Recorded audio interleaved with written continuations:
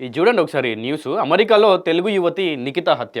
So ఈమె boy friend తినని హత్య చేసి చాలా తెలివిగా పోలీసులకి తనే ఇట్లా నా missing ex girl friend missing అని చెప్పి అక్కడి నుంచి వెళ్ళి ఇండియాకి వచ్చేసాడంట. ఒకసారి న్యూస్ కూడా మొత్తం చూడండి. ఇక చంపేసి ఇండియాకి వచ్చేసిన మాజీ ప్రియుడు ఆమె కుటుంబంతో టచ్లో ఉన్న భారత్ ఎంబసీ అంట. భారత్ ఎంబసీ కుటుంబంతో టచ్లో ఉందట. ఇక అమెరికాలో ఓ తెలుగు యువతి దారుణ హత్యకు గురైంది. మేరీల్యాండ్ రాష్ట్రంలోని కొలంబియాలో నిఖితా గుడిచాల 27 ఏళ్ల యువతిని మాజీ ప్రియుడు అర్జున్ శర్మ 26 ఏళ్ల యువకుడు కత్తితో పొడిచి చంపేశాడు. ఆ తర్వాత నిందితుడు అర్జున్ శర్మ అమెరికా వదిలి ఇండియాకు తిరిగి వచ్చేశాడు. నిఖిత తెలంగాణకు చెందిన యువతిగా తెలుస్తున్నది. హైదరాబాద్లో పలు ఉద్యోగాలు చేసినట్టు ఆమె సోషల్ మీడియా వివరాలు వెల్లడిస్తున్నాయి. ఎల్లిఘాట్ సిటీలో నివసిస్తున్న నిఖిత డిసెంబర్ 31న అర్జున్ శర్మ అపార్ట్మెంట్కి వెళ్ళింది.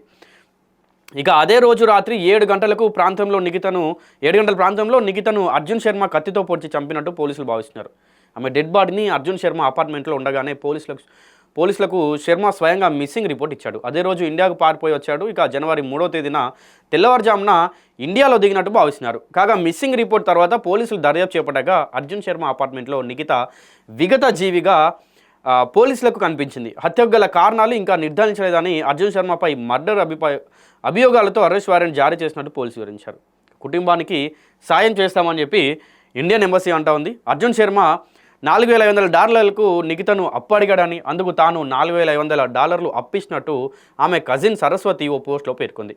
అయితే $3,500 తిరిగి ఇవ్వగా మిగిలిన $1,000 అర్జున్ నిఖిత అడిగింది. $1,000 ఆమె నుంచి $3,500 అక్రమంగా సేకరించి హత్య చేసి ఉంటాడని అనుమానించింది. వ్యవహారంలో ఎంబసీ సాయం చేయాలని విజ్ఞప్తి చేసింది. కాగా అమెరికాలోని ఇండియన్ ఎంబసీ నిఖిత కుటుంబానికి అందుబాటులో ఉన్నదని, అవసరమైన సహాయం అందించడానికి సిద్ధంగా ఉన్నట్టు ఎంబసీ ఒక ట్వీట్ చేసింది. అలాగే ఈ వ్యవహారంలో స్థానిక అధికారులతోనూ సహకరిస్తున్నట్టు వివరించింది. నిజంగా యువత ఎటు పోతున్నారు, ఏం చేస్తున్నారు అనేది అర్థం కావట్లేదు.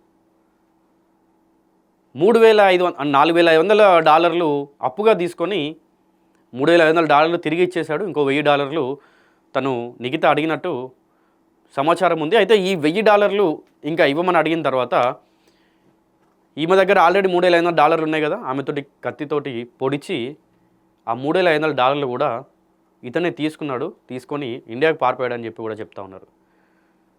సో ఈయన చాలా తెలివిగా ఏమనుకున్నాడంటే, నేను మిస్సింగ్ రిపోర్ట్ ఇచ్చి ఇండియాకి వెళ్ళిపోతే దొరకరేమో అనుకున్నాడు. లేదా పోలీసులు నేనే రిపోర్ట్ ఇచ్చాను కదా, మిస్సింగ్ రిపోర్ట్ నేనే ఇచ్చాను కదా, నా అపార్ట్మెంట్కి నా ఫ్లాట్కి రారేమో అనుకున్నాడు. కానీ పోలీసులు ఏ ఎత్తున దర్యాప్తు చేస్తారనేది పాపం మనోడికి తెలియక మిస్సింగ్ రిపోర్ట్ ఇచ్చేసి ఇండియాకి వచ్చేసిండు. దాని తర్వాత పోలీసులు తన అపార్ట్మెంట్లోకి వెళ్ళి చూస్తే కత్తిపోటుతో ఉన్నటువంటి డెడ్ బాడీ పోలీసులు గుర్తించారు. పోలీసులకు డెడ్ బాడీ కనిపించింది. అది కూడా ఎప్పుడు 31st రోజు నైట్ ఈ ఘటన జరిగితే దాదాపుగా 3rd రోజు మార్నింగ్ పోలీసులు అతడిగాడి అపార్ట్మెంట్కి వెళ్ళారు. అపార్ట్మెంట్కి వెళ్తే అప్పుడు 3 రోజుల తర్వాత డెడ్ బాడీ దొరికింది. నిజంగా ఒక 27 ఏళ్ల యువతి అంటే ఎట్లా మనసు వచ్చింది చంపడానికి అనేది కూడా అర్థం కానటువంటి పరిస్థితి. ఇది ఆడ ఫోటో. ఇది అసలు పాపం నిజంగా మనకు సోషల్ మీడియాలో కూడా పోస్టులు ఉన్నాయి. పాపం వాళ్ళ ఫ్యామిలీ ఎన్ని ఆశలు పెట్టుకొని ఉంటారు. అంటే తన కూతురు విదేశాల్లోకి వెళ్ళి చదువుకుంటుంది, చదివి పూర్తి చేస్తుంది, ఏదో పార్ట్ టైం చేస్తూ కొద్ది డబ్బులు ఇంటికి పంపిస్తుంది. ఇవాళ రేపు పెళ్ళి కావాల్సినటువంటి అమ్మాయి ఇట్లాంటి అన్నీ కూడా ఫ్యామిలీ పైన భారం అయితే ఉంటుంది.